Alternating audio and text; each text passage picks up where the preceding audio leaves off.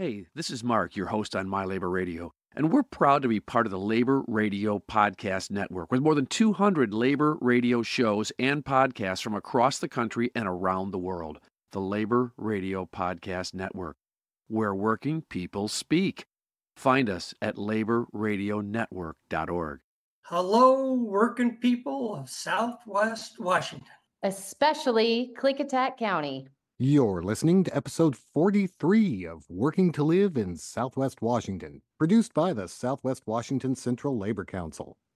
Like the bumper you heard at the top of the show says, we're also a proud member of the Labor Radio Podcast Network, with over 200 radio shows and podcasts for working people just like you. Find out more about the network at laborradionetwork.org. I'm Harold Phillips, and before we get started, we want to remind you that the views and opinions expressed on this show are not necessarily the views and opinions of the Southwest Washington Central Labor Council, its affiliate unions, our guests' unions or employers, not even the Goldendale Reindeer. Nobody's but theirs. Now that we got that over with. Look, folks, when people think about the Southwest Washington Central Labor Council, they think of Clark County. And specifically Vancouver, not BC, Washington, not DC. What a lot of people don't know, though, is that the Southwest Washington Central Labor Council's jurisdiction also covers parts of Skamania County and all of Klickitat County. Now, Klickitat County is going to have an election on November 5th, just like every other county in Washington. And I think every other county in the United States. The rules said we wouldn't be fact-checking. Don't fact-check me on that. But some of the offices that people are going to be voting for are seats on the Klickitat County Commission. We've got two of the people running for those positions with us today. Amanda Kitchings, running in District 1. Thanks for joining us, Amanda. Thank you so much for having me. And Ron Eyrig, running in District 3. Thanks for being here, Ron. Yeah, thank you, Harold, for inviting me. So, Amanda, Ron, we have a lot of listeners in Clark County, and we have a lot of listeners around the world. They might not be familiar with Klickitat County. Tell us a little about the county. What's it like? Klickitat County is actually the largest county by landmass in Washington state. They say it's the size of Delaware, but it is also the least populated of all the counties in Washington state. We've got forests and rivers and high deserts and canyons. It's a really diverse landscape that spans a lot of miles of the Columbia River. It's beautiful. So I'd imagine that living in Klickitat County is a little bit different than living in Clark County or in King County, where Seattle is based, right, Ron? Yeah, kind of put it in perspective. We have the Cascades basically in the west end of the county. And we basically in the east end of the county have desert. Large business is farming, ranching, timber. And then the east end is a lot of crops where they've added water to a lot of the dry soils. And they'll grow 2 crops a year in the east end. So we vary a lot in the county. Would you say that a lot of the industry is agricultural, or are there other industries there that people might not be aware of? I'd say the largest in the east end is agricultural.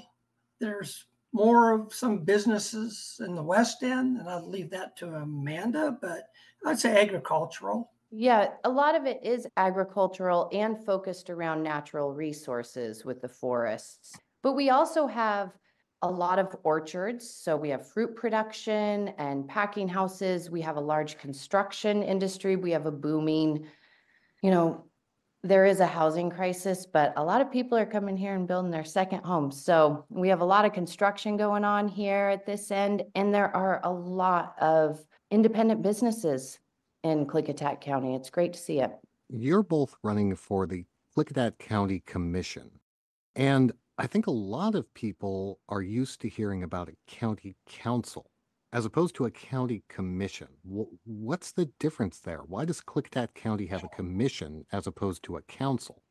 Per the RCWs, it's set up as a county commission, which is a 3-member board, and the county's divided into 3 districts. There's basically the Eastern District, Central District, and the Western District. So each commissioner runs in the primary in their district, and then in the general, it's countywide. Ron, you mentioned the RCWs. What are those? It's the Revised Code of Washington. So it's the state of Washington that sets the parameters of different laws of what the counties run under, or the cities, or any public entity. So the RCWs are essentially state laws. Correct. And then from the RCWs becomes the WACs, the Washington Administrative Code, of how staff interprets the Revised Code of Washington. So you have multiple things going on at the same time. Oh boy, yeah, that's why we need the bureaucracy to actually help us navigate through that, because there's a lot of levels, right? There's a lot of levels, and then understanding certain things, like as simple as the bid codes. They're in multiple different places. A surplus may be over here, but to build a new building, it's over here in the RCWs. Or what amount of work you can do internally is here, versus what you have to bid out, and the prevailing wage that's required in the state of Washington if you have a bid project. They're all over within the RCWs. Well, don't worry, listeners. There's not going to be a quiz at the end of this. We're not going to ask you to remember that. And I can tell you, I really hope that I get to work with Ron and we're elected together, because he is a wealth of information and has been at this for a really long time. It's great. Yeah, that's an interesting point, Amanda. Ron, you've actually served on the county commission before, right? That is correct. I served as a county commissioner, District 3, same district I'm running for, in 1993 to 96. I did a 1 term as a commissioner. My kids were really young at the time, and it takes a lot of time up. If somebody thinks you're just going to go in and be 1 meeting a week, oh no. I put in at least 40 hours a week, even back then. And before I was a commissioner, I served as the mayor of Goldendale for 3 years, and presently serving on the Klickitat Valley Health Hospital Board as a hospital commissioner. So I've been involved in the elected process this is my 15th year. So been busy. Well, what about you, Amanda? Now, have you ever served in elected office before? No, it wasn't actually in the plans. I grew up here and am 4th generation. When I graduated high school, it was time for me to leave and explore, and I left for 17 years and was able to return about 10 years ago. I lived in New York and Seattle and LA, and I traveled and saw how different towns worked, or small towns that got overrun, and, experienced some life, and came back and was so grateful to be back in White Salmon, and got involved just volunteering and in boards. And I work in the building industry.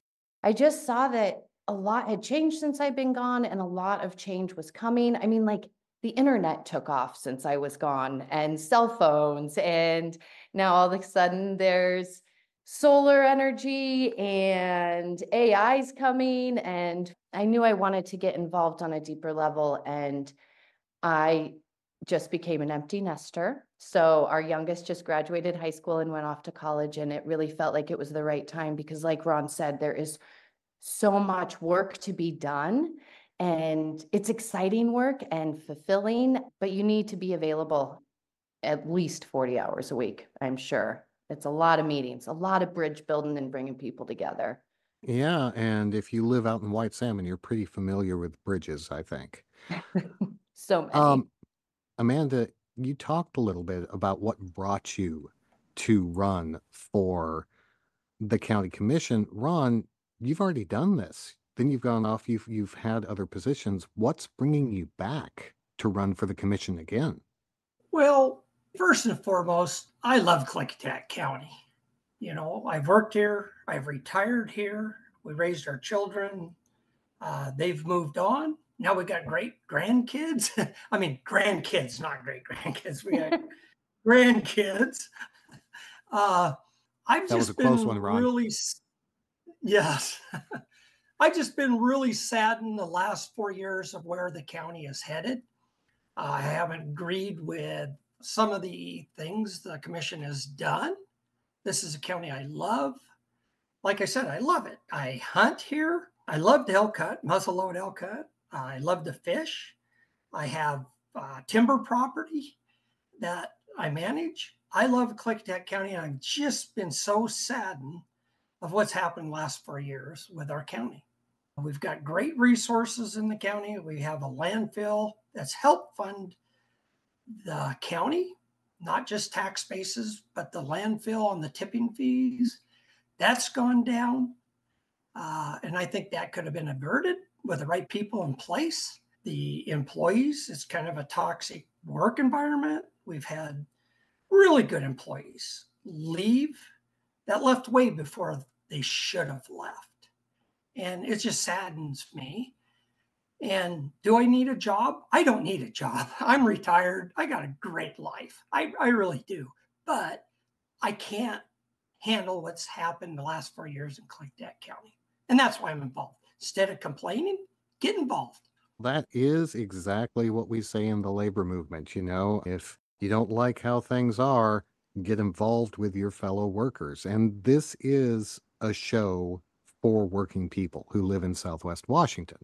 You mentioned the landfill. What are some other working people's issues happening there in Klickitat County that you're going to want to take on, Amanda? This is really exciting for me. I'm thinking back to my first meeting with the union when they were interviewing me, and my mother was in the teachers union growing up, and my dad was a contractor, but not part of a union. I feel like we don't have workforce housing, right? We have a real housing crisis out here. So to find people and good people to come in and work, it would be nice if they could afford to live here. Wow. So you're saying that you're having this building boom, but the people who are actually working, building those houses can't afford to live where they're working? Yeah, there's a lot of opportunity, I think, for economic development around our natural resources and even things like this housing boom that's happening or more houses that need to be developed. The union has so many resources, right? Through the builders union and apprenticeships and getting training in these trades. But how do we bring people and give them a place to live while they're learning and getting on their feet? And I sit and I daydream about combining this housing crisis with this labor crisis and training, and maybe we could work together and help support. We have a modular home company here. And maybe we work with them or start another one where we're actually training people on site, producing housing and feeding two birds with one seed. And then there's a lot of stuff around healthy forestry that we can be doing. We have a lot of loggers in this area, and our forests are more dense now than they've ever been in history, and we're experiencing massive wildfires. And I feel like we could bring jobs and resources in creating healthy forestry. There's incredible organizations trying to pull this together, but we also need workforce housing and proper training. There's all this opportunity, and I feel like I've really been learning so much and hitting it full time since February. And I'm sort of building this large Rolodex of wonderful connections to call when that first day starts. I think I was speaking with Dee Dee Gray, and we got to talking about childcare, and that's another huge challenge for anybody working in our county. So, Ron, Amanda just brought up a lot of really big issues. What can the county commission do to address some of these issues? Well, a lot of it is proper planning. I mean, as simple as where do we want our housing? What can be allowed with housing? And help expedite the process. We're pretty fortunate more on the east end. We have more land that can be developed into housing than a lot of places. But it's really a good point because we're looking at some really major projects that are going to happen in Klickitat County. Where are the workers going to live? I mean, we're looking at a pump storage project coming in. We're looking at a possible data center coming in at the old aluminum plant. What's a pump storage program? What is that? What it is where they have a pond at the bottom of the hill. They pump water up to a pond at the upper hill, and then they pump up during low peak periods, and then they allow water to go down at high peak periods when they need the power. And it's a closed loop system. As they need power, they'll let water go down. When it's a low peak, lower prices, they'll pump water up the hill. It's just a closed loop system. This is an electrical generating system. Yes, then. it's a very large electrical generator because they're talking about 400 megawatt turbines. This is a 1,200 megawatt project. So it's big. Wow. And this has been proposed. It's going through FERC. And when I'm elected, I will see this project through. It's cool. I mean, we got some cool things happening in Klickitat County. Being a person that's come up through the rank, I did my apprenticeship as a lineman locally here. I worked with my hands. I did the trade. You know, I get it. We need good paying jobs, and these will bring great paying jobs, but we got to do the planning of where the workers are going to be housed, even if it's as simple as RV parks for temporary way things are being built. Like I said, also looking at a data center that's looking at the old aluminum plant. I don't know how far along that is, but that's in discussion. So there's a lot of things going on in Klickitat County. At the beginning of the show, you said it was the biggest landmass, but the most sparsely populated county in Washington. It sounds like you folks are going to have a lot of people moving into Klickitat County over the next few years, and housing is a big issue for them. What are some of the issues that you need to look at as you plan for that growth? So one of the main things I am really focused on is creating a comprehensive plan for our county. Well, I don't even need to create it now because finally it has some real momentum behind it again in the last month. But it hasn't been fully updated since the 1970s. And the comprehensive plan allows us to plan for our county thinking 50 to 100 years in the future. What do we want it to look and feel like?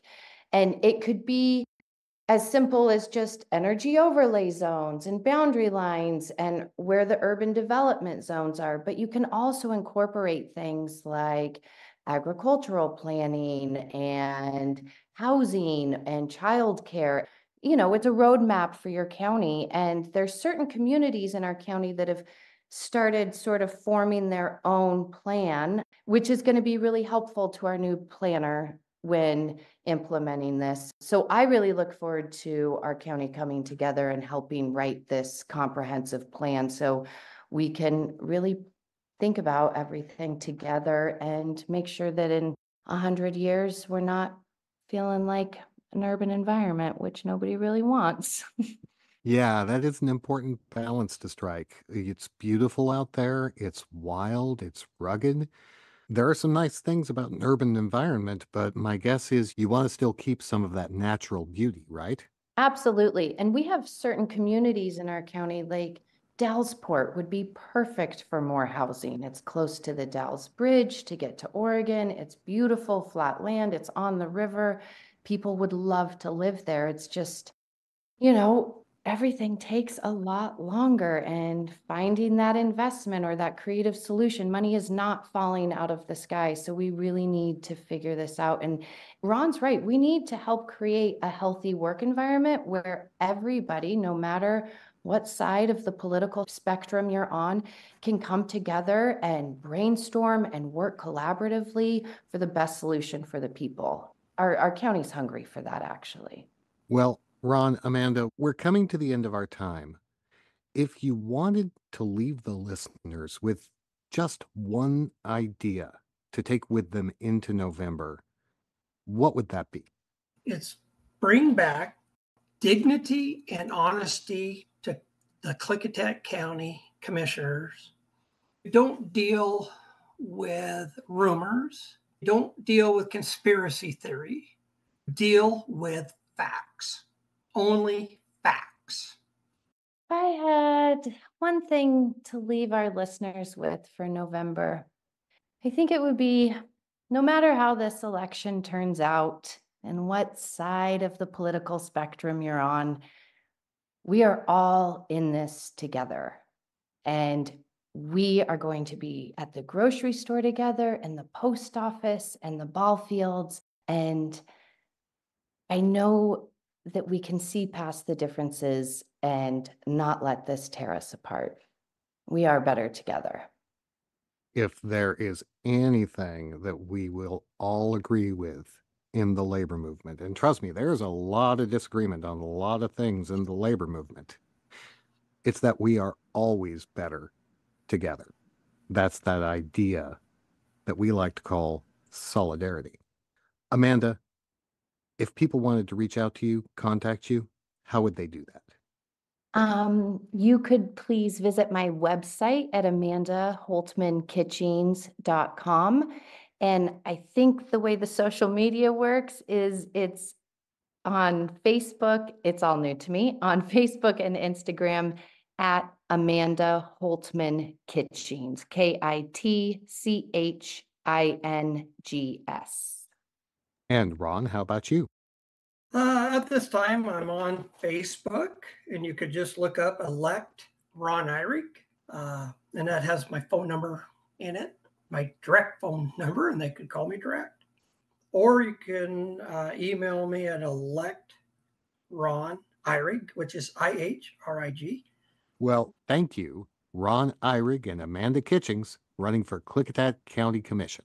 And thank you, working people, for joining us on another episode of Working to Live in Southwest Washington, produced by the Southwest Washington Central Labor Council. And you know, folks, the Southwest Washington Central Labor Council is committed to making sure that all working people throughout Washington get a fair deal at work. That's why this podcast was recorded under a SAG-AFTRA collective bargaining agreement. Remember, working people, this is your show. We want to know what you want to hear on it. Email us at podcast@swwaclc.org or find us on Facebook, Instagram, and Twitter at SWWACLC. And hey, don't forget to subscribe to the show. And while you're at it, give us 5 stars or push the water up the hill or whatever your podcast platform of choice gives you to let people know you like what we're doing here. One last thing, folks. Think about what Amanda said there at the end about how when all this is over, this election, the next election, we're still going to see each other at the grocery stores. We're still going to be neighbors. Now, I know people get passionate about their beliefs, and they really want their side to win. But we have to remember that we really all are in it together. We really are all members of the same community, whether we're talking about Goldendale, Washington, or Vancouver, Washington, or the United States of America. Yes, we can disagree passionately about things, but we have to remember that each one of us is a human being. Each one of us goes home at night and worries about our family and works to put food on the table. At the end of the day, we really are all in it together. And we have to remember that as we move forward into November. We have to look out for each other, and we have to treat each other with respect. We'll see you soon.